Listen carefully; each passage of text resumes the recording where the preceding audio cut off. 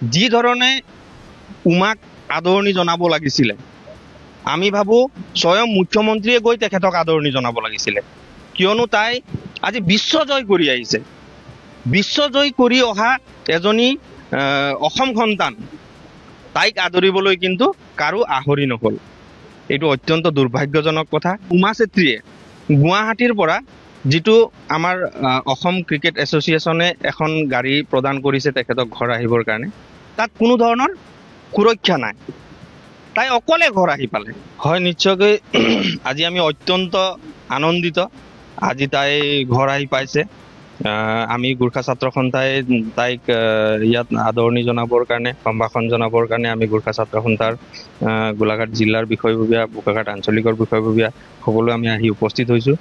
কিন্তু অত্যন্ত দুৰ্ভাগ্যজনক কথা যে অসম চৰকাৰ তথা BCCI আমাৰ যি মুৰব্বীসকল আছে, অসম চৰকাৰৰ যি মুৰব্বীসকল আছে, আমাৰ মন্ত্ৰীসকল আছে, তেখেতসকলে যি ধৰণে উমাক আদৰণি জনাব লাগিছিলে, আমি ভাবোঁ স্বয়ং মুখ্যমন্ত্ৰীয়ে গৈ তেখেতক আদৰণি জনাব লাগিছিলে। কিয়নো তাই আজি বিশ্বজয় কৰি আহিছে। বিশ্বজয় কৰি অহা এজনী অসম সন্তান, তাইক আদৰিবলৈ কিন্তু কাৰো আহৰি নহ'ল। এইটো অত্যন্ত দুৰ্ভাগ্যজনক কথা। আৰু মানে উমা চেত্ৰীয়ে গুৱাহাটীৰ পৰা যিটো আমাৰ অসম ক্ৰিকেট এছ'চিয়েশ্যনে এখন গাড়ী প্ৰদান কৰিছে তেখেতক ঘৰ আহিবৰ কাৰণে, তাত কোনো ধৰণৰ সুৰক্ষা নাই। তাই অকলে ঘৰ আহি পালে। এয়ে অত্যন্ত দুৰ্ভাগ্যজনক কথা। এজন মন্ত্ৰীৰ পিছত যে যি ধৰণে সুৰক্ষা কৰ্মী থাকে, আগে পিছে সুৰক্ষা কৰ্মী থাকে, আজি এজন মন্ত্ৰী কৰিবৰ কাৰণে বা এজন বিধায়ক বনাবৰ কাৰণে কোনো ডাঙৰ কথা নহয়। কিন্তু এজনী উমা চেত্ৰী বনাবৰ কাৰণে বহুত ত্যাগ লাগিব, বহুত বলিদান লাগিব, আৰু এজনী উমা চেত্ৰী তেতিয়াহে মানে সৃষ্টি হয়। গতিকে তাইৰ সুৰক্ষাৰ ক্ষেত্ৰত যি ধৰণে মানে চৰকাৰ প্ৰশাসনে যি ধৰণে অৱহেলা কৰিছে, ইয়াক আমি মানে গৰিহণা দিছোঁ।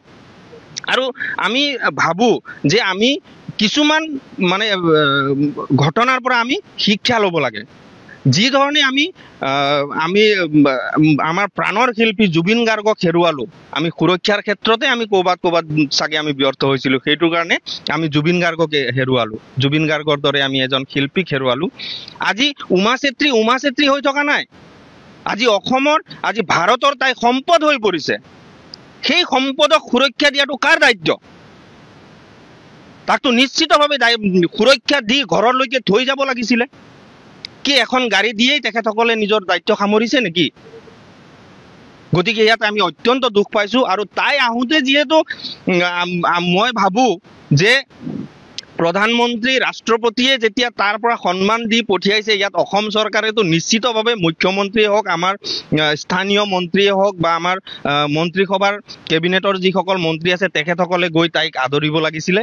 কিন্তু তাত আমি দেখা নাপালোঁ। আমি গোৰ্খা ছাত্ৰ সন্থাৰ যিসকল আমাৰ কেন্দ্ৰীয় বিষয়ববীয়া আছিলে, সভাপতি সম্পাদককে ধৰি সকলো বিষয়ববীয়া আছিলে, তেখেতসকলৰ লগত মই ইয়াৰ পৰা নিজাববীয়াভাৱে তাইৰ লগত ফোন যোগে সম্পৰ্ক ৰাখি তেখেতসকলক লগ কৰাই তেওঁলোকে তাৰ পৰা বিদায় দি পঠিয়াবলগীয়া হ'ল, য'ত নেকি কোনো সুৰক্ষা কৰ্মী নাছিলে। তাই